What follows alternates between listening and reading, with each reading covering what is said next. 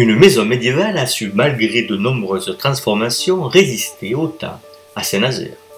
C'est ce que l'on appelle encore ici la maison seigneuriale. C'est une maison forte, c'est-à-dire un ensemble architectural qui avait pour vocation de prévenir les coups de main et le brigandage.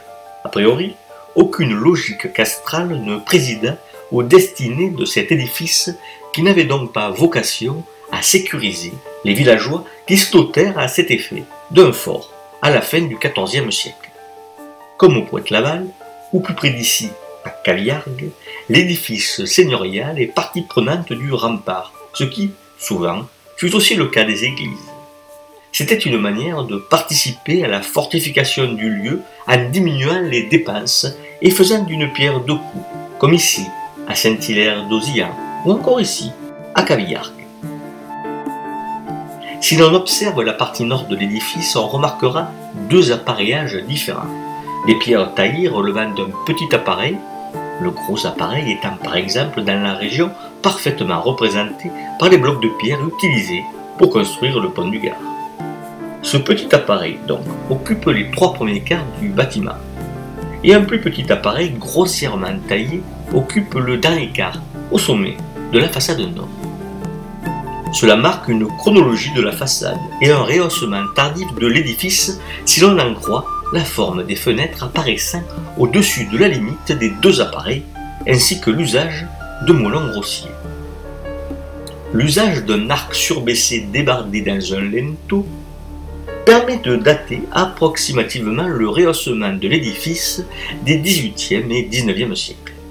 Peut-être a-t-on installé là un grenier, un paillet ou une magnanerie alors que cette industrie se développe fortement dès le milieu du XVIIIe siècle.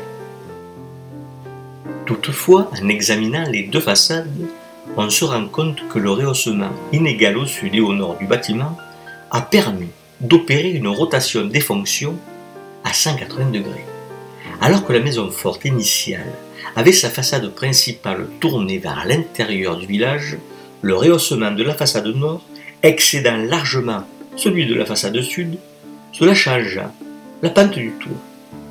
Le mur gouttereau jadis sonore devient, dès lors, le mur de la façade sud, se tournant vers l'extérieur et sans doute vers un jardin ou une cour.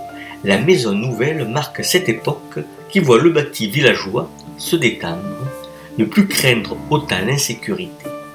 C'est le XIXe siècle et peut-être même la seconde moitié de ce siècle.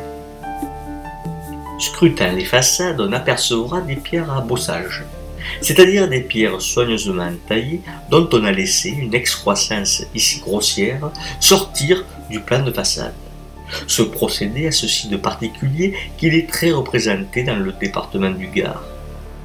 Importé depuis le Moyen-Orient où les croisés l'ont rencontré avec maints autres procédés de fortification, il s'est répandu dans le Midi à partir d'Aigues-Mortes où les architectes des rois de France mobilisèrent un certain nombre de nouveautés orientales, parmi lesquelles la pierre à bossage, dont le rôle défensif réside dans sa capacité à accroître la résistance des murs aux boulets de pierre en déviant la trajectoire et en diminuant ainsi l'impact.